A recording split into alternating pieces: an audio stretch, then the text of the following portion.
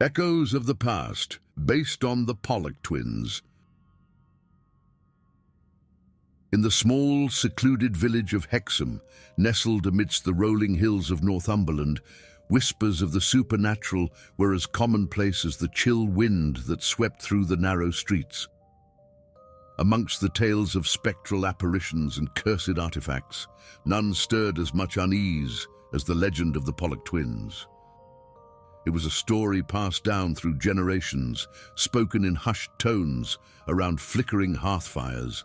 The tale began decades ago, when tragedy befell the Pollock family. June and John Pollock, proud parents to two young daughters, Joanna and Jacqueline, lived a simple life on the outskirts of the village. Their idyllic existence was shattered one fateful afternoon when the girls met with a tragic accident. As the story went, the twins had been playing near the banks of the River Tyne when they were swept away by the treacherous currents. Despite the frantic efforts of the villagers, their bodies were never recovered. The grief-stricken parents mourned the loss of their beloved daughters, their hearts heavy with sorrow. But the tale took a sinister turn when 2 years later, June gave birth to another set of twin girls, Gillian and Jennifer. From the moment they entered the world, whispers of the supernatural began to circulate. It was said that the newborns bore an uncanny resemblance to their deceased sisters, Joanna and Jacqueline, not only in appearance, but also in mannerisms and quirks. As the girls grew, the similarities only deepened.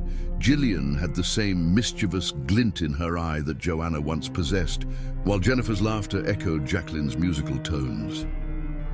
The villagers watched with a mixture of fascination and dread, unable to shake the feeling that they were witnessing something beyond their understanding. But it was the girls themselves who seemed most affected by the strange connection. They would speak of memories that were not their own, of playing by the riverbank and feeling the icy embrace of the water. They claimed to see visions of two other girls, their sisters from another life, reaching out to them from beyond the grave. As the years passed, the whispers grew louder, fueled by fear and superstition. Some believed the twins were the reincarnation of Joanna and Jacqueline, returned to this world to seek vengeance for their untimely demise. Others dismissed such notions as fanciful nonsense, clinging to the rational explanations offered by science and logic. But for June and John, the truth remained elusive, hidden behind a veil of uncertainty and doubt. They loved their daughters fiercely, regardless of the mysteries that surrounded them, but they could not escape the shadow of the past that hung over their family like a shroud. It was on a cold, moonless night that the truth would finally reveal itself, plunging the village of Hexham into darkness once more. Gillian and Jennifer had just turned 16, their birthday celebrations tinged with a sense of foreboding that neither could explain. As the clock struck midnight, a chill wind swept through the village, carrying with it the whispers of the past. The twins were drawn to the riverbank, the same spot where their sisters had met their tragic end so many years ago.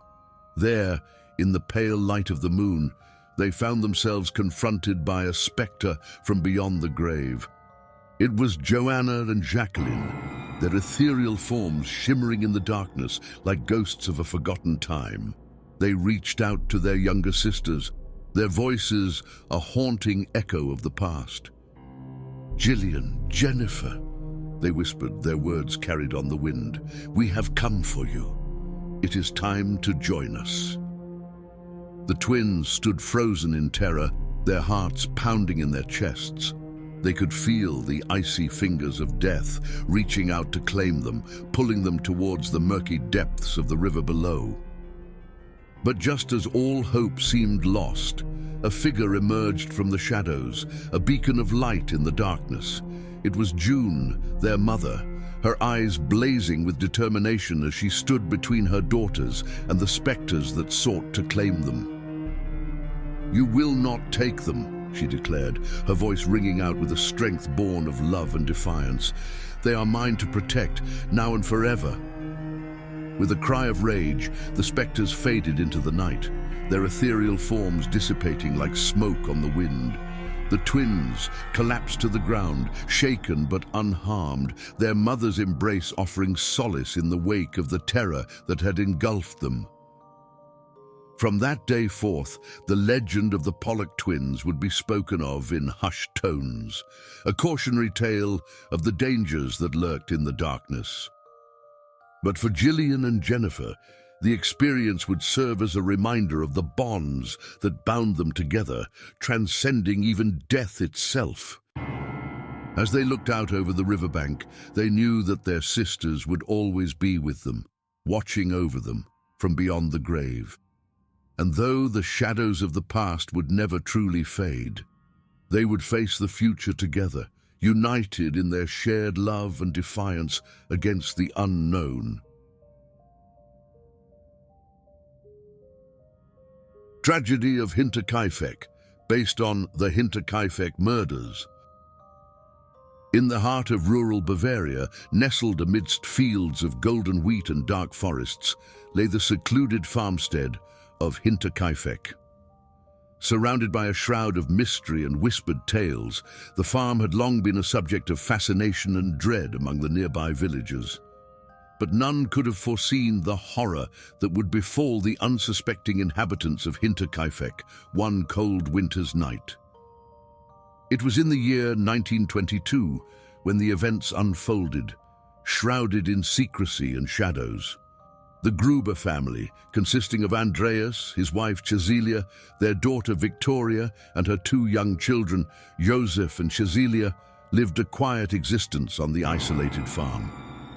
Their lives were intertwined with the land, their days spent toiling under the watchful gaze of the towering trees that surrounded their home. But beneath the tranquil surface lay a darkness that threatened to consume them all.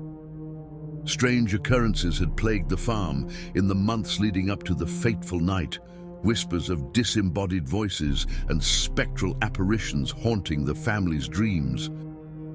Yet they dismissed such tales as mere superstition, clinging to the illusion of safety that their remote location afforded them.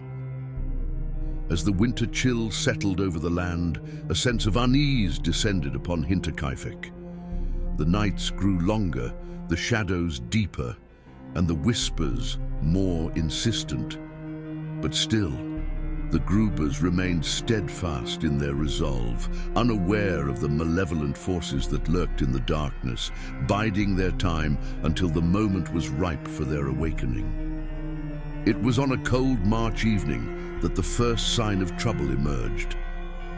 Andreas, returning from a trip into town, noticed strange footprints leading up to the farmhouse, yet none leading away. His unease mounting, he searched the surrounding area, but found no trace of the intruder. Brushing off his concerns as mere paranoia, he returned to the warmth of the farmhouse, unaware of the horrors that awaited him within. As night fell and the farmstead was bathed in darkness, a sinister presence descended upon Hinterkaifeck. The family slept soundly, unaware of the shadowy figure that moved among them, its footsteps silent as death itself.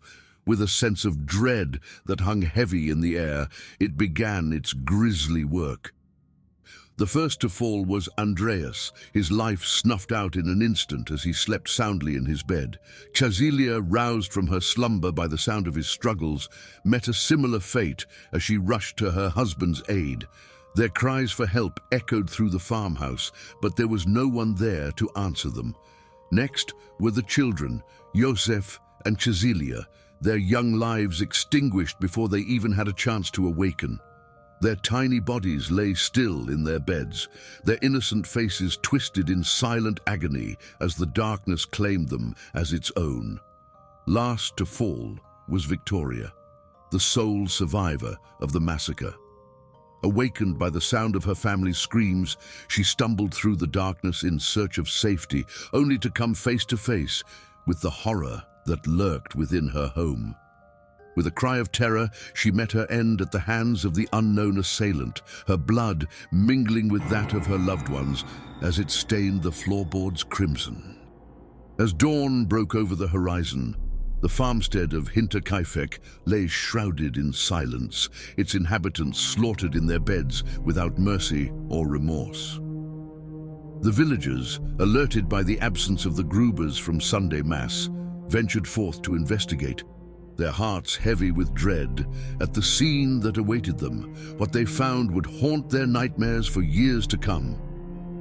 The bodies of the Gruber family lay strewn about the farmhouse, their faces frozen in expressions of terror and disbelief. Yet there was no sign of the perpetrator, no trace of the darkness that had descended upon Hinterkaifeck with such ruthless efficiency. As the authorities combed through the evidence, piecing together the fragments of a shattered existence, they uncovered a truth more horrifying than any they could have imagined. Footprints led from the farmhouse to the nearby woods, yet they vanished without a trace, as if the perpetrator had simply disappeared into thin air. Rumors spread like wildfire through the village, fueled by fear and uncertainty. Some spoke of vengeful spirits, angered by the intrusion of the living upon their domain. Others whispered of a deranged madman, driven to madness by the isolation of the farmstead and the secrets it held within its walls. But for the inhabitants of Hinterkaifeck, the truth remained elusive, hidden behind a veil of darkness that stretched far beyond the confines of their remote village. And though the years would pass and the memories would fade, the echoes of that fateful night would linger on, a grim reminder of the horrors that lurked in the shadows, waiting to claim their next victim.